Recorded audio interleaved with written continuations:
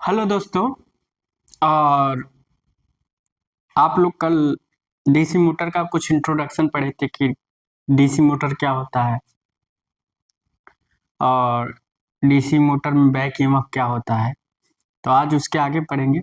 अगर मेरी वीडियो आपको अच्छी लग रही हो कि जो पढ़ाने का तरीका है मेरा वो अच्छा लग रहा हो, अच्छा समझ में आ रहा हो, तो एक बार लाइक और सब्सक्राइब जरूर कर दीजिएगा और अपने दोस्तों के साथ मेरी वीडियो शेयर कीजिएगा, क्योंकि आपका कमेंट, मोटिवेशन, लाइक और सब्सक्राइब ये मेरे को मोटिवेशन बनाएगा।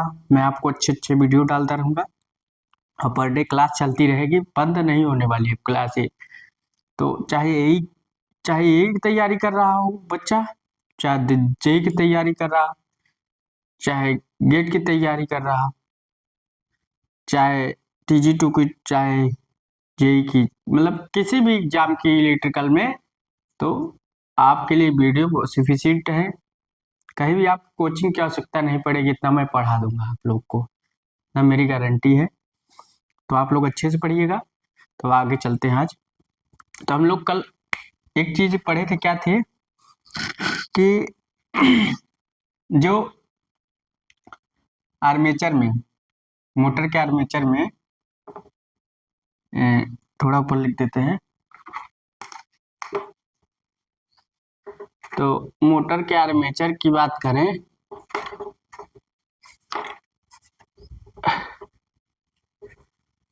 मोटर के आर्मेचर की बात करें तो मोटर के आर्मेचर में भी आई है, पावर डेवलप होता है। और आउटपुट क्या है? आउटपुट पावर क्या है? Output power TSH, shaft output या बोलते हैं। तो मान लीजिए, और उसके बाद मोटर का इनपुट पावर क्या है? इंटू IN इनपुट पावर है। ठीक, तो देखो, बात किया जाए आउटपुट पावर या शाफ्ट पावर बोलते हैं इसको, आर्मेचर पावर या आर्मेचर टार्क भी बोलते हैं। इसे शाफ्ट टार्क बोलते हैं, ये आउटपुट पावर है। अरे, इसे शाफ्ट टार्क भी बोलते हैं, याद रखिएगा। और इनपुट पावर, अगर मोटर की क्या निकालें? Electrical efficiency. क्या निकालें? Electrical efficiency. तो मोटर में क्या होगी electrical efficiency? Produce in armature power electrical efficiency. और जनरेटर में क्या थी? यहां से यहां लेते थे, मोटर में यहां से यहां लेंगे, तो लिखे इलेक्ट्रिकल इफिशियंसी लिखेंगे produce in armature power, produce in armature power upon armature input. आप समझ रहे होंगे, आर्मेचर इनपुट।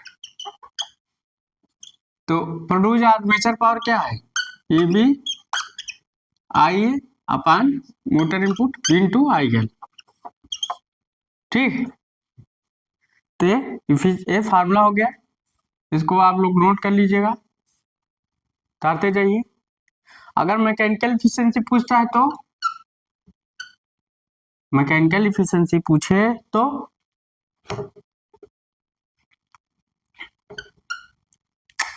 हम लिखने का, हम मैकेनिकल इफिशियंसी पूछे तो आउटपुट पावर और produce in armature power.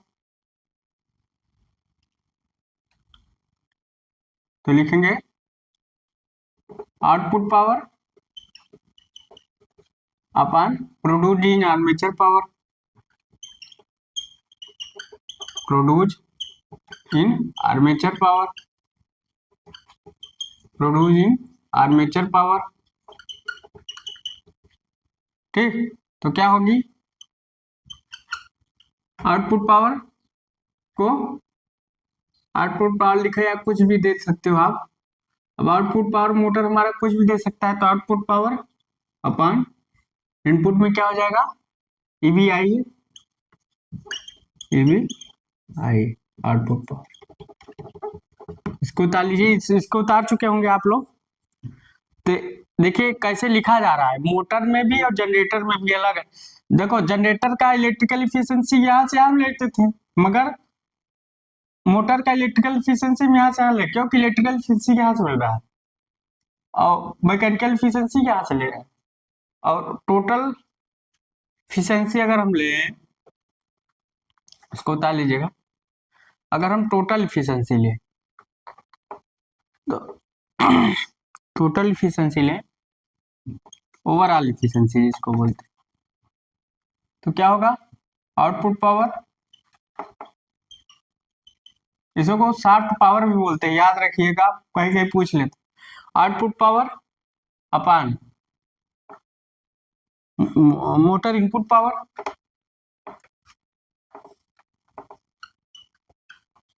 Motor input power. Output power कुछ भी हो सकता है, और इसको क्या लिख सकते हैं, V टू IL। ये ओवरऑल इफिशियंसी, ओवरऑल इफिशियंसी का हम लोग गुणा करें तो क्या होगा, mechanical efficiency equal to electrical efficiency, हमें लिखा चुके हैं। अब मोटर का ओवरऑल इफिशियंसी और एक फार्मूला है, टोटल मोटर का आउटपुट और मोटर का इनपुट, सेम वही चीज है, आप लोग इधर उतार लिए होंगे।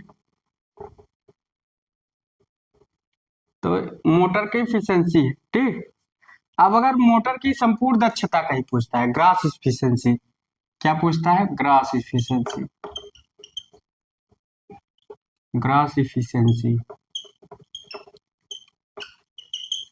इसको बोलते हैं संपूर्ण दक्षता। तो क्या लिखेंगे, produce in armature power, produce in armature power,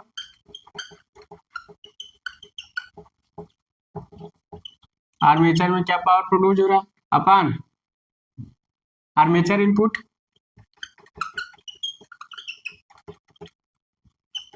armature input. तो प्रोड्यूस इन आर्मेचर पावर क्या है, प्रोड्यूस इन आर्मेचर पावर क्या है, EBI है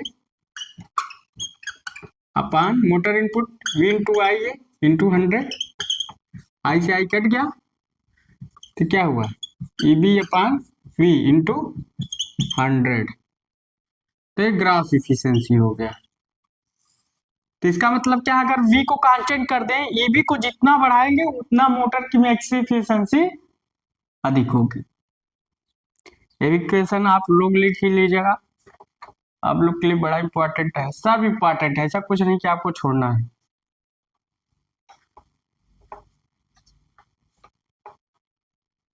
लिख लीजिए, तो ग्रास ग्रास इफिशियंसी होती है मोटर की, अगर हम V को कांस्टेंट कर दें तो EB का वैल्यू जितना बढ़ाएंगे उतना मोटर की इफिशियंसी बढ़ेगी, ठीक। तो आप लोग लिख लियो,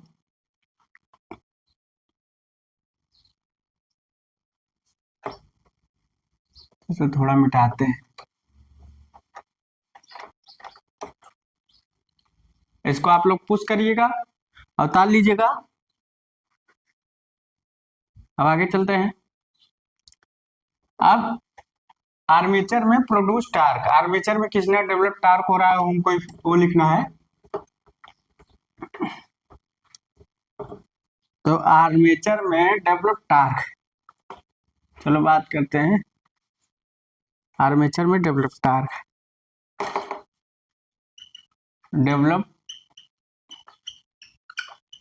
डेवलप टार्क इन आर्मेचर, टार्क इन आर्मेचर।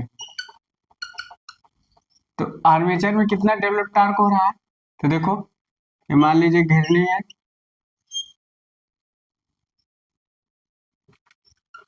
वो पॉइंट है R, अब यहाँ से स्प्रिंग तुला हम मानते हैं, स्प्रिंग लोडेड, तो घिरनी है एक तरफ से,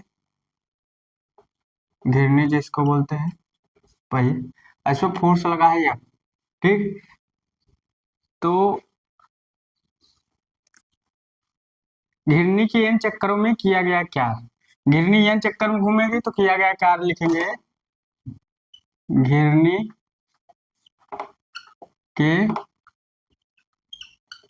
n चक्करों में किया गया कार्य, किया गया कार्य। तो W इंटू क्या होगा, F इंटू डी, बल गुणित तय की गई दूरी, दूरी क्या है, बल क्या है, फोर्स, और तय की गई दूरी क्या है, 2 पाई r इंटू एन। और इसको हम लिख सकते हैं टी लिख सकते हैं, क्योंकि F into R T, tau बराबर एफ इंटू आर और 2 पाई एन। और इसको हम क्या लिख सकते हैं, T equal to omega T लिख सकते हैं। स्पीड वाला है, वर्क का है, इसको डब्ल्यू कैपिटल डब्ल्यू लिख सकते हो। ठीक। अब किए गए कार्य में लगा समय, तो लिख सकते हो घिरनी के n चक्करों में लगा समय, घिरनी के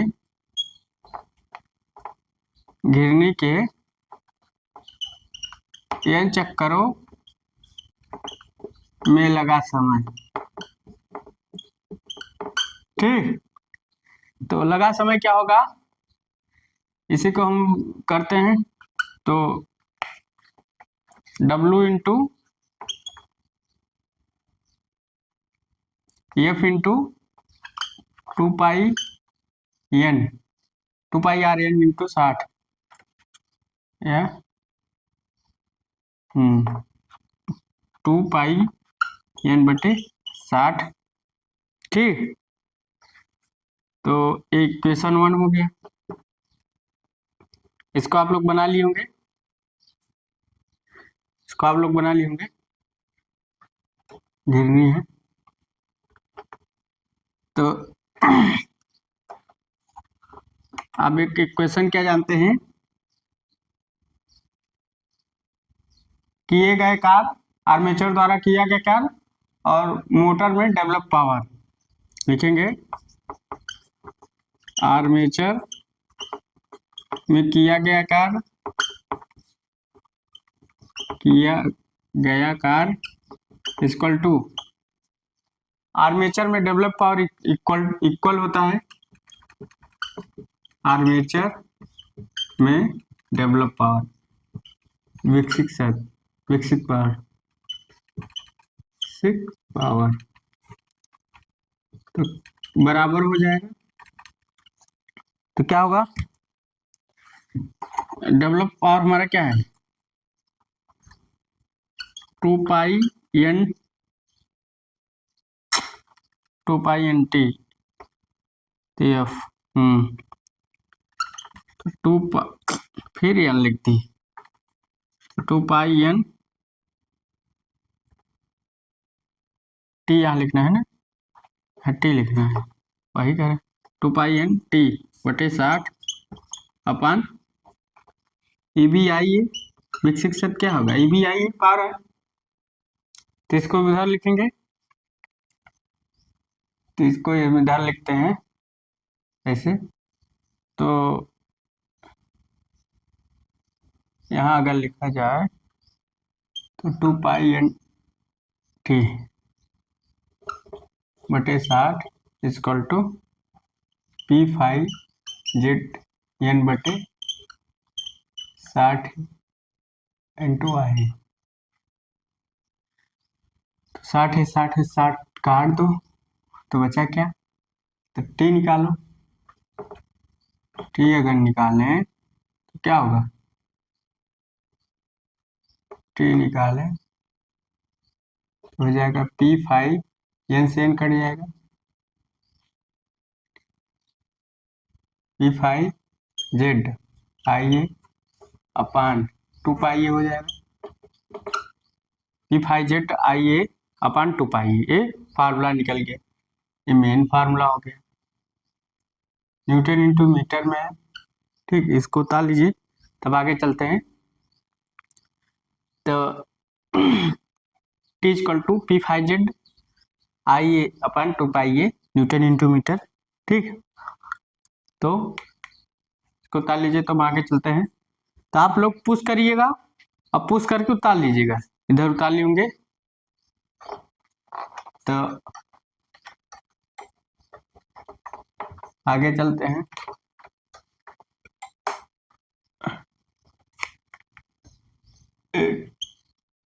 2 NT पाई। ठीक, अब इसी के नीचे अगर हम लिखें तो इसको हम लिख सकते हैं T इक्वल टू, अगर 1/2 पाई 0.159 P5 ZI/A, ए भी न्यूटन इंटू मीटर में, ये भी आपका फार्मूला हो गया। ये भी आप लोग लिख लीजिएगा ब्रैकेट बनाकर। और दूसरा फार्मूला क्या होता है, किग्रा इंटू मीटर में कभी कभी पूछ सकता है। 0.0162 P5 ZIA/A, किग्रा इंटू मीटर, ये भी फार्मूला हो गया। तो आपको फार्मूले देखिए किस तरह से आ सकते हैं। तो P5 ZIA/2 पाई ए, क्या क्या कटा, आराम से आ गया, कोई दिक्कत। अब फिर अगर हम उसको इक्वेशन 1 मान लीजिएगा, जो हम लोग क्या लिखे थे, 2 पाई NT/60 करके लिखे थे ना, और ये भी आई, इसको इक्वेशन 1 मान लीजिएगा। फिर फ्रॉम इक्वेशन 1 से हम लोग लिखते हैं, इसको इक्वेशन 1 मान लीजिएगा। तब हम लिखेंगे फ्रॉम इक्वेशन 1, क्या लिखेंगे, फ्रॉम इक्वेशन 1, फ्रॉम इक्वेशन 1। तो या फ्रॉम इक्वेशन 1 छोड़ो। अब देखो, हमारे मोटर में एक आर्मेचर टार्क होता है, एक शाफ्ट टार्क होता है। थोड़ा बताना चाहते हैं, स्लो लिख लीजिएगा ताली। ये मान लीजिए जो आर्मेचर के यहाँ प्रोड्यूस हो रहा है वो टीए है, इसको ताली होंगे, इसको याद रखिएगा।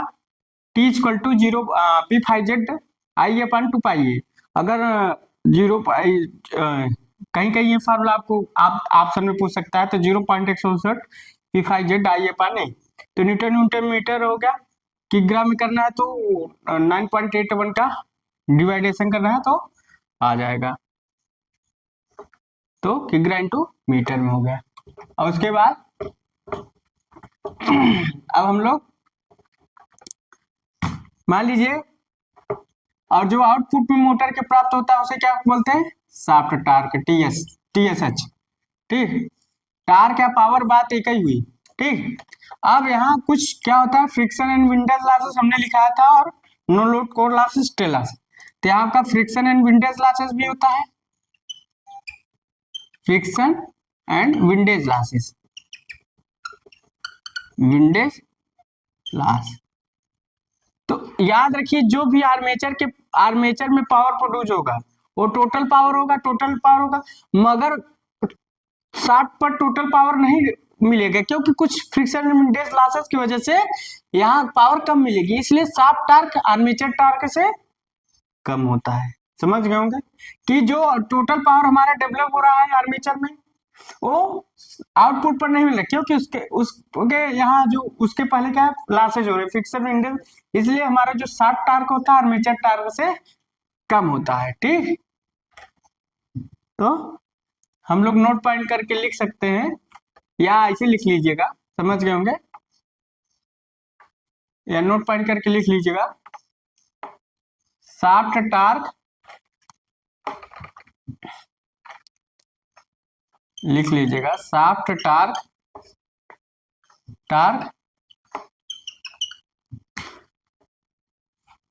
Shaft torque TSH is less than armature torque,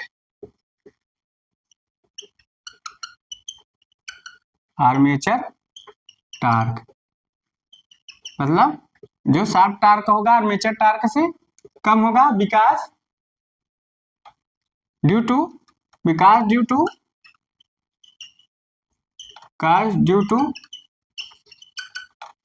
किसके कारण, friction and windage loss. Friction and windage loss due to या cause of friction and windage loss के कारण। समझ गया कि अब आप लोग जान गए होंगे कि जो शाफ्ट टार्क होता है आर्मेचर टार्क से कम क्यों हो रहा है, क्योंकि भाई यहाँ से यहाँ पावर जब हम ट्रांसमिट कर रहे हैं तो कुछ लॉसेस हो रही है ना, तो इसलिए पूरा पावर हमारा आउटपुट पर नहीं ट्रांसमिट हो पा रहा है। ठीक, तो इसको उतार लीजिए नोट पॉइंट करके, कहीं कहीं पूछ लेता है तो आपका जो शाफ्ट टार्क होता है आर्मेचर टार्क से कम होता है, क्योंकि जब हम पावर को ट्रांसमिट कर रहे हैं इनपुट से आउटपुट में तो कुछ लॉसेस होती है, जिससे टोटल पावर हमारा ट्रांसमिट नहीं हो पाता है। उतार लीजिए इसको। अब आगे चलते हैं, तो आप लोग समझ रहे होंगे।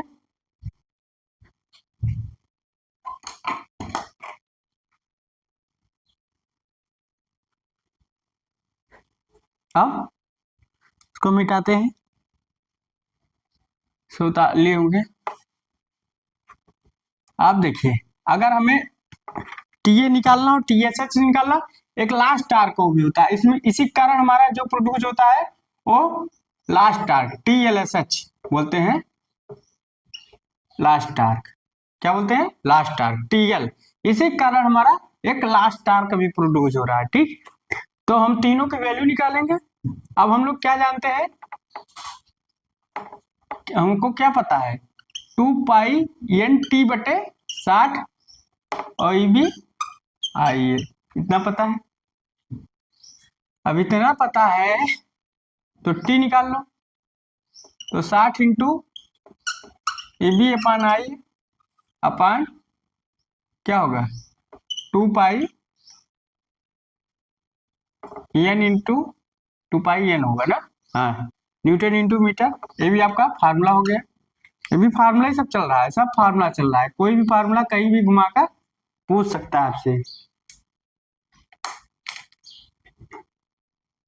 अब हम लोग क्या करें, इसका अगर 1/2 पाई कर दे तो आपका आंसर निकल आएगा 0.159 क्या 60 into E B I upon N newton into metre. ये भी फार्मूला ही है आपका, एक तरफ से फार्मूला है। क्या है? फार्मूला है, आप लोग उतारते जाइएगा। अब हम लोग अगर 60 का मल्टीप्लिकेशन कर दोगे तो आपका है 9.55 A B into I upon N, तो न्यूटन इंटू मीटर। ये भी फार्मूला हो गया। तो कौन सा टार्क का जो जनरेट हुआ? Armature torque. क्या है? Armature torque. लिख लोगे आर्मेचर टार्क। कौन सा टार्क है? Armature torque. और शाफ्ट टार्क लिखना चाहो सेम वही होता है, तो शाफ्ट टार्क हम लोग लिखें, shaft torque, shaft torque, shaft torque T S H upon 9.9 into output, अब आउटपुट में कुछ भी हो सकता है, upon speed newton into metre. ये शाफ्ट टार्क हो गया। लिखते जाइए। अब लास्ट टार्क अगर पूछ ले, अगर लास्ट टार्क पूछ ले, इसको इक्वेशन 2 मान लीजिएगा। अगर लास्ट टार्क इक्वेशन 1 मान लो, इसे लास्ट टार्क अगर पूछ ले टीएल, क्या पूछ ले? Last torque. इसको उतार लीजिएगा। अगर कहीं लास्ट टार्क पूछ ले तो इसको हम लोग डिलीट कर देते हैं। समझ गए होंगे कि हमारा शाफ्ट टार्क आर्मेचर टार्क से क्यों कम हो। अगर लास्ट टार्क पूछ ले टीएल, टीएल की वैल्यू कितनी होगी, तो क्या होगा 9.55 और friction windage loss, friction and windage loss, windage loss upon N, upon N. ठीक, और न्यूटन इंटू मीटर। ठीक, समझ रहे हो? ये हो आपका फार्मूला होगा। इसे बोलते हैं लास्ट टार्क। क्या बोलते हैं? Last torque. या इसे को हाथ से मिटाने का अलग गड़बड़ हो गया। ये अभी आपका फार्मूला हो गया, इसको भी आप लोग ब्रैकेट में करके उतार लीजिएगा। इसे बोलते हैं क्या, लास्ट टार्क। लिख लीजिएगा, क्या बोलते हैं, लास्ट टार्क। उतार लीजिएगा, इसको उतार चुके होंगे नीचे वाला, भूलिएगा नहीं। आता है क्वेश्चन में, क्वेश्चन फंसाकर कुछ भी पूछ सकता है। तो आपको पहले बेस बहुत कंप्लीट करना होगा, बेस आपको अच्छे से आना चाहिए।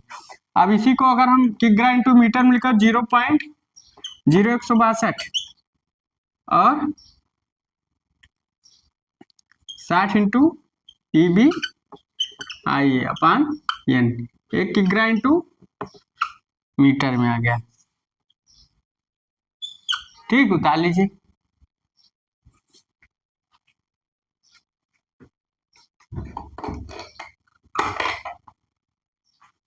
तो किग्रा इंटू मीटर में आ गया। Friction and immediate loss N और 9.5। तो हम लोग आर्मेचर टार्क पढ़ लिए, शाफ्ट टार्क पढ़ लिए, लास्ट टार्क पढ़ लिए। तो जितने जितने टार्क थे उतने टार्क हम सब पढ़ लिए। अब हम लोग क्या जानते हैं, एक लास्ट लिखते हैं, पर उतार लिखेंगे। आप लोग अच्छे से पढ़िएगा। बेस देखिए, बेस जब तक आप मजबूत नहीं है तो समझ लीजिए आपका पढ़ना बेकार है। बेस आपका बहुत अच्छी तरीके से मजबूत होना चाहिए, तभी आप लोग कंपटीशन, कोई भी कंपटीशन तभी निकाल सकते हैं, वरना बेस नहीं मजबूत है तो बेकार है। अब हम लोग फार्मूला क्या जानते हैं, इसी फार्मूले पर आज हम लोग कई चीज निकालेंगे। अभी हमने तो क्या होता है, अगर हम बात करें किसकी, T इक्वल टू क्या होता है, P5Z N बटे 2 पाई P5Z I ना अपान 2 पाई, यही होता है, यही फार्मूला होता है ना। और इसको हम क्या लिख सकते हैं, T प्रोपोर्शनल कांस्टेंट मानकर 5 इंटू आई ना, इसको लिख सकते हैं। इसको क्वेश्चन 1 मान लीजिए। अब यहां से भी पूछता है, जो हमारा आर्मेचर टार्क होता है TA, जो टार्क होता है आर्मेचर टार्क को किसके प्रोपोर्शनल होता है।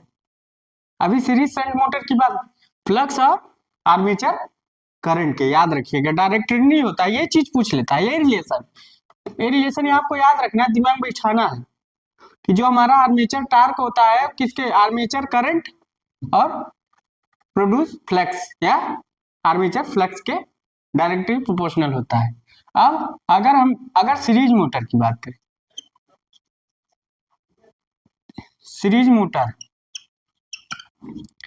सीरीज मोटर में 5 प्रोपोर्शनल आई होता है, याद रखिएगा।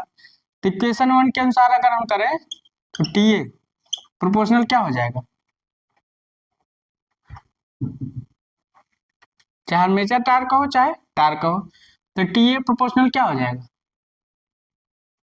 तो 5 है, तो इक्वल टू क्या हो गया, I स्क्वायर है। अब अगर इसको आप इसको इस वे में लिखना चाहो, हम ये नहीं लिखवा रहे हैं कि T/A2 अपान IA1 अपान IA2 का होल स्क्वायर, ये भी फार्मूला हो गया। अगर शंट मोटर की बात करें,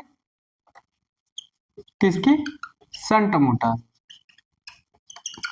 अगर शंट मोटर की बात करें तो शंट मोटर की बात करें तो क्या होगा, 5 शंट मोटर में कांस्टेंट होता है और सीरीज मोटर में करंट के प्रोपोर्शनल होता है, तो 5 क्या रखेंगे, कांस्टेंट, क्या रखेंगे, कांस्टेंट। तो इक्वेशन 1 से क्या हो जाएगा, TA प्रोपोर्शनल IA, याद रखिएगा ये सब।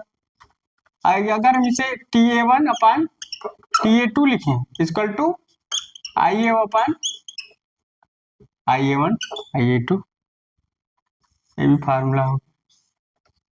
तो फार्मूले विकसित करने का तरीका है, ये पूछता है, याद रखिएगा। सीरीज मोटर में होता है, शंट मोटर में होता है, तो ये तरीका है पूछने का, उतार लीजिए। तो जो मेरा बताने का तरीका होता है वो सबसे डिफरेंस होता है, पढ़ाने का भी तरीका सबसे डिफरेंस होगा, समझाने का भी तरीका सबसे डिफरेंस होगा। तो ये सारे फार्मूले आपको दिमाग में बैठाने हैं कि हमारा जो आर्मेचर टार्क होता है क्रिकेट प्रोपोर्शनल होता है, पूछता है तो आर्मेचर करंट की, ठीक। अगर संट मोटर में पूछे आर्मेचर टार्क की, सीरीज मोटर में अगर पूछे आर्मेचर टार्क किसको इक्वल होता है, फ्लक्स और आर्मेचर करंट। संट मोटर में पूछे आर्मेचर करंट की, नॉट अ फ्लक्स, क्योंकि इसमें फ्लक्स कांस्टेंट होता है, इसमें फ्लक्स वेरी होता है। तो आपको याद रखने रिलेशन है सब, ठीक, इसीलिए मैंने इसको लिखा है। तो अगर मेरी वीडियो आपको अच्छी लग रही हो, पढ़ाने का तरीका मेरा अच्छा लग रहा है, तो आप एक बार लाइक और सब्सक्राइब जरूर करिएगा, अपने दोस्तों के साथ शेयर कीजिएगा। So thanks.